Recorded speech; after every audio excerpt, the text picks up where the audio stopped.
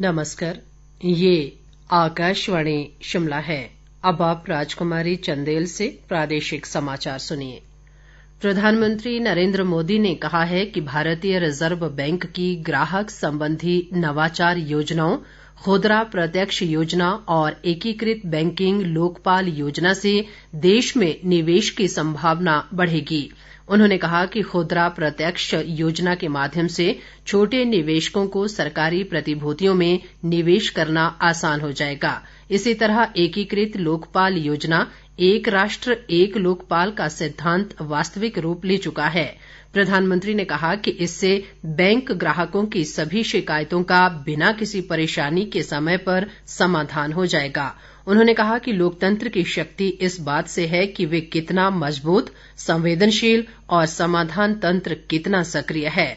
प्रधानमंत्री ने कहा कि देश वास्तविक और डिजिटल आधारभूत की दिशा में अग्रसर है। उन्होंने कहा कि सरकारी प्रतिभूतियों में समाधान की पूरी गारंटी का प्रावधान है और छोटे निवेशकों के निवेश पूरी तरह सुरक्षित हैं।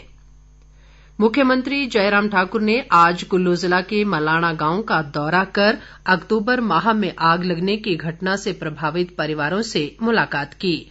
इस अवसर पर उन्होंने मुख्यमंत्री आवास योजना के तहत 36 प्रभावित परिवारों को 1.5 लाख रुपए देने की घोषणा की और इस संबंध में स्वीकृति पत्र प्रदान किए। मुख्यमंत्री ने मनरेगा के अंतर्गत हर प्रभावित परिवार को 40,000 रुपए देने की भी घोषणा की। अग्निकांड की इस घटना में जिन परिवारों के घर पूरी तरह नष्ट हो गए हैं, उन्हें मुख्यमंत्री ने अपनी ऐच्छिक निधि से 25,000 और आंशिक रूप से नष्ट हुए घरों के परिवारों को 10,000 रुपए देने की घोषणा की।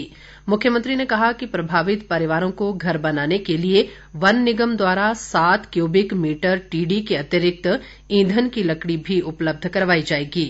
इसके अलावा उन्होंने मलाणा गांव में वैकल्पिक मार्ग के निर्माण के लिए 1 करोड़ देने का ऐलान करते हुए लोक निर्माण विभाग के अधिकारियों को 6 महीने के भीतर सड़क का कार्य पूरा करने के निर्देश दिए। मुख्यमंत्री ने कहा कि इससे क्षेत्र में पर्यटन गतिविधियों को बढ़ावा मिलेगा और गांव का विकास भी सुनिश्चित होगा। शिक्षा मंत्री गोविंद ठाकुर सहित अन्य गणमान्य लोग भी इस अवसर पर मौजूद थे। सामाजिक न्याय व अधिकारिता मंत्री सरवीण चौधरी ने सैनिक स्कूल शाहपुर हाड़ा में आज Hindustan scout and guide association के राज्य स्तरीय बेसिक व एडवांस ट्रेनिंग कैंप का शुभारंभ किया। 7 दिन तक चलने वाले इस कैंप में करीब 50 से अधिक ट्रेनर भाग ले रहे हैं। सरवीण चौधरी ने कहा कि स्काउट एंड गाइड से बच्चों में शिक्षा के साथ साथ राष्ट्रीयता, सामाजिक दायित्व और अनुशासन की भावना पैदा होती है।